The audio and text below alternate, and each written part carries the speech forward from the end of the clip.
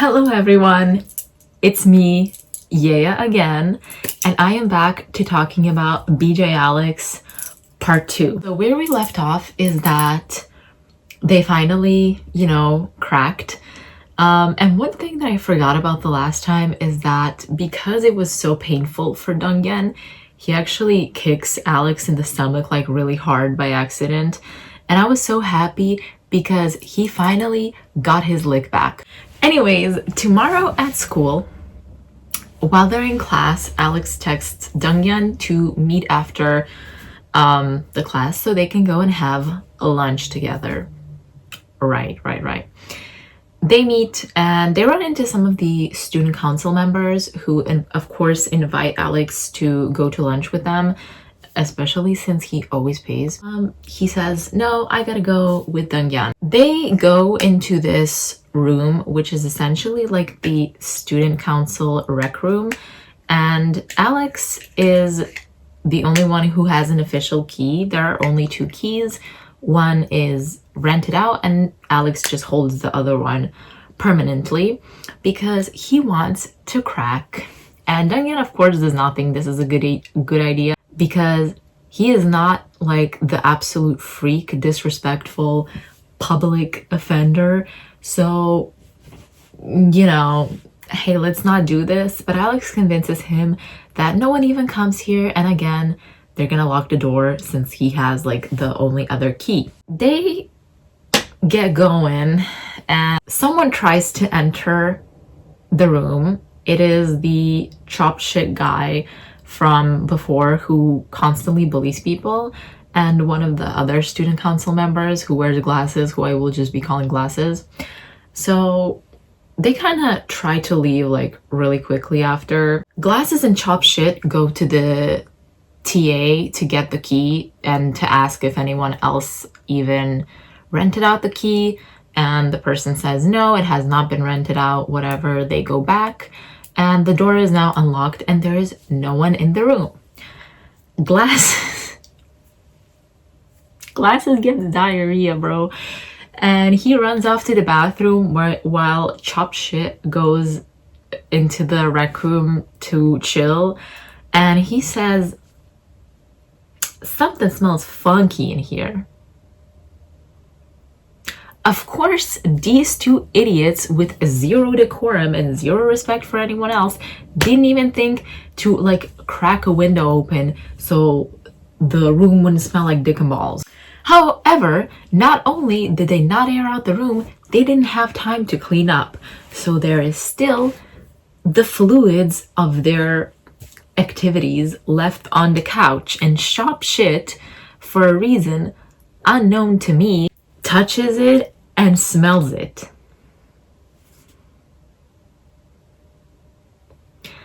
Okay. That's just insane and disgusting. And he's like, well, this smells like cum. I don't even know if it's supposed to smell. I don't know. I guess he's the ejaculate expert or something. The student council has lunch, I think the next day, and Chop Shit brings it up to them and he says, someone cracked in the rec room or jerked off or something, and he shows them a picture of the fluid, which, again, why would you take a picture of it? And people are like, well, how would we know if it's, it's just a picture, you can't tell? And he's like, no, I smelled it, guys. Big brain activities over here. And everyone's like, that's kind of gross. Actually asks Alex, don't you have like the other key? And everyone's like, Alex would never do that because, again, Alex has this persona of being very nice, very polite. He's obviously quite handsome and stuff, so no one would ever think that it's him. And look, I hate Chop Shit. He is such a like bully, and especially later in the story. However, I would kind of be a villain too if I had to clean up someone else's jizz, because he had to clean it up, obviously. Like, this is just such nasty behavior. Dongyan and Chanwoo are, at work and stuff, and Chan Woo actually notices the bite mark on Donghyun left there by Alex, and he's like, oh my god, you're not a virgin anymore. Donghyun is like, yeah, I can't really tell you who it is, blah blah blah. But I actually am a bit concerned because he tried to do it in public and I was quite uncomfortable with it. And Chan Woo is kind of concerned, but also he's like, yeah, you should just take charge. Tell him next time where you want to go. Like, be assertive, whatever, which is in general pretty good advice.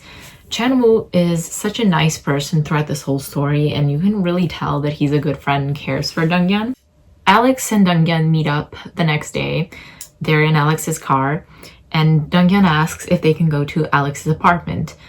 Alex is at first very much against it. Like, he says, my apartment is off limits, I don't bring people there. Donghyun asserts himself, saying that he wants to pick the place and that he does not want to like do it in public and stuff. So Alex concedes and he's like, okay, fine, let's go, but we gotta finish before my stream tonight. And it's really big and really expensive. Donghyun asking, oh, is this like for my chestnuts? Which, like, I would be so embarrassed if I had to ask that. Alex is like, no, do you think those chestnuts could pay for something like this? This is for my parents. He also smokes an electronic cigarette or something, and Donghyun asks him like, oh, but you smoke like regular cigarettes in my apartment. And because this story is trying to tell you that Alex is the biggest asshole ever, he says, well, yeah, it's because it's not in my apartment. I don't want my apartment to stink of cigarettes. I don't care. I hate him so much. Regardless, they end up doing it, whatever. Donghyun passes out from like exhaustion, I guess. And when he wakes up, he's actually all clean and stuff. And he's like, oh my god, Alex was so nice. He like cleaned me up. And he ends up leaving just as he's finishing his stream, which Alex is dressed up as like a nerd. I guess that's the scenario for today. And because it's really late, Donghyun says like, oh, the trains aren't running anymore and stuff. Like, do I have to leave now? And Alex is like, yes, get out. Well, I'm still nice, which he's not nice, but okay. Donghyun gets home and he's reading the comments on the Not Work TV forum, which are speculating that Alex has a boyfriend because he's been talking about his stories of, you know, his hookups as in they're happening currently, which I don't know why you would think that that makes him have a boyfriend. I would just think this guy's like sleeping around. But again, internet people will speculate about anything and everything, so it's not that surprising. It's like, oh my god, everyone's thinking that I'm his boyfriend, and you know, yeah, I'm not his boyfriend, but I feel like we're headed that way because he even cleaned me up tonight. I too was once delusional about a man. And we cut to Alex reading the same comments and he just bursts out laughing because he's like, oh my god, like, imagine him being my boyfriend. That's hilarious. Like, he better not be thinking this. And Chan Woo shows up at Donghyun's door because the trains have stopped running and he has nowhere to go. And he got a guy to hook up with, but when he took off the guy's pants, this is how he shows it. Yeah, so he went home. They talk about their fantasies, or Chan Woo specifically says that he wants someone who's really hung, who is, you know, ripped, who's generous, kind, smart, and younger than him, and who's also into BDSM because Chan Woo would love to try BDSM, but most of the people who are like offering to try it with him are actually like kind of icky, as in probably like fake doms, as I would say, like, you know, people who don't actually respect the rules of the play. And he asked Donghyun if he has any fantasies, and Donghyun thinks about it. They watch a few like videos, if you know what I mean, and Donghyun, I guess, has an idea, but he doesn't want to tell Chan Woo. And Chan Woo's like, that's fine, just like, you know, tell your fantasy to the guy you're seeing so you guys can do it. And Donghyun says, oh, I feel like he would get mad at me if I suggested that. And Chan Woo is, again, the cogs are turning. He's thinking to himself, this kind of sounds like a shitty guy. Like, I don't know why Donghyun would date him. I'm the only normal person in this story, bro. Like, he is such a good friend. He's like, I hope he isn't like getting taken advantage of and abused by this guy, because everything that he said seems kind of bad. Next day, we see Alex take a call from someone who is asking for them to meet while he's watching a stream by this guy called BJMD, who is like a BDSM streamer. He is the dom and he specializes in breaking subs and playing with toys and stuff like that. They actually end up meeting in the cafe that Donghyun works in, him and this person, and it turns out it's BJMD. Before Alex arrives though, MD gets his coffee, whatever. He's kind of a little bit flirty with Donghyun, but Donghyun is just a little flustered. He doesn't really think much about it though. And when Alex arrives, him and MD start talking about stuff. MD says like, oh yeah, ever since you came into the scene, I've been number 2. I can't get the number 1 spot because Alex is the number 1 streamer on the site. And they reminisce about old times, and by reminiscing I mean MD is heavily teasing him about the time that Alex got drunk. And we don't know what happened, but it's kind of implied that he was just probably emotionally vulnerable. Nothing like sexual happened at all. It just like he opened up to someone. And then Alex is like, why did we meet? Why did you ask me to see you? And MD gives him a box and he's like, open the box. And the box is full of sex toys. Like, oh my god, these looked so freaky. Why the fuck did you make me open this in public? MD says like, oh, these were like a promotion that I got. I got like a bunch of free stuff, but they sent me 2 boxes. So I decided to give you an extra one since you seem to have like a regular sex partner or a boyfriend. And Alex is like, no, it's no strings attached. Oh, do you have someone like in mind that could be a sub for me? Because I need a new sub since he rotates his subs on a regular basis. And Alex says, no, I don't have anyone like that. Like, I don't know anyone who's into that. And MD says, well, what about the guy behind the counter? Cogs are turning in Alex's head. He gets jealous because Donghyun is working behind the counter. They part their ways, but before that, MD goes to the counter to talk to Donghyun, and again, Alex is like seething with rage, I guess. Donghyun and Alex meet up the next day. They're in Alex's car and are about to go to Alex's place to hook up.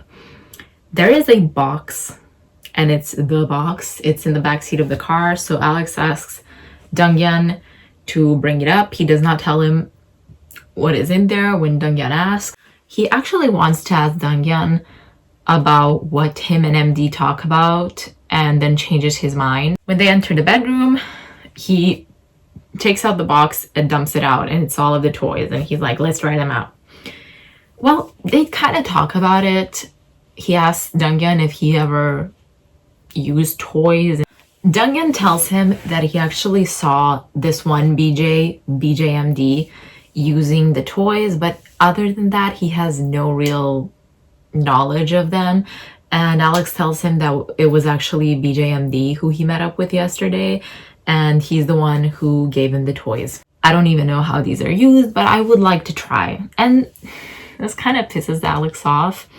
So he uses a bunch of toys on DG and kind of overstimulates him. It's like a lot, and Donghyun cries, which finally snaps Alex back into reality. Now that he stops, he asks Donghyun what they talked about finally, since again, during this whole time, he was just thinking about their conversation because he thinks that MD is gonna ask Donghyun to be his sub, and Donghyun says, well, nothing, he just kind of thanked me for the coffee or something like that.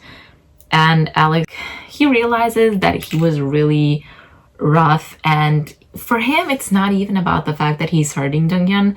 For him it's about the fact that he is getting way too emotional and jealous, which is not what he wants. So they just do it the regular way, I guess. They also talk a little bit, and Donghyun asks Alex, and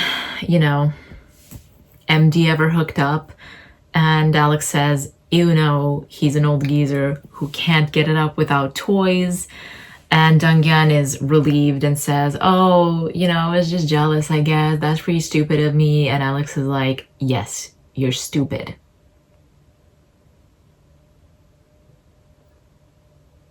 Slime him out, D. He also says that they went drinking, and he kind of has a secret. MD has a secret on him, and that's why he's like, I guess, being polite to him. And of course he does not want to tell Donghyun what the secret is. After they're done, Donghyun actually asks to keep the toys since Alex wants to throw them out, and Alex says, why would you want these? And Donghyun says, well, I think they're a waste, and the only reason why I didn't like doing it, previously was because I was really scared. I didn't know what was going to happen. And I couldn't see your face because he was actually blindfolded during it. So Alex says, whatever, keep them. We see Donghyun at work, and the cafe is empty. He has the closing shift.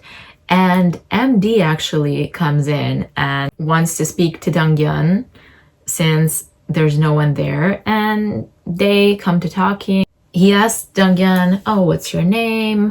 What school do you go to? What's your major? Stuff like that. And of course, Donghyun says he's in consumer information. And MD asks, oh, well, do you know Jiwon then? AKA Alex. And Donghyun says, oh, yeah, he's my senior and he's the student council president and whatever. And MD asks a little bit about Jiwon's dating life, and DG says, I don't know if he's dating anyone. I don't think he is. MD says something about Alex not really dating a lot. And while Donghyun is distracted and thinking about Alex's dating life, MD gets him by asking him, oh, and did you enjoy the sex toys that I gave you? And DG is like, yeah, we enjoyed them. And then he's like, and MD is like, yeah, don't worry, I kind of figured out that it was you who was dating him because of the way that you two kept looking at each other while I was there the other day. I can't believe it that he got him with the old keep asking them questions to get them distracted so they would answer the one question you want them to answer. Now that someone else knows that these two are cracking, I feel like this is a good stopping point because the next chapters are incredibly messy. But I hope you guys liked it. Like this video, and I will come back with a part 3. Thank you.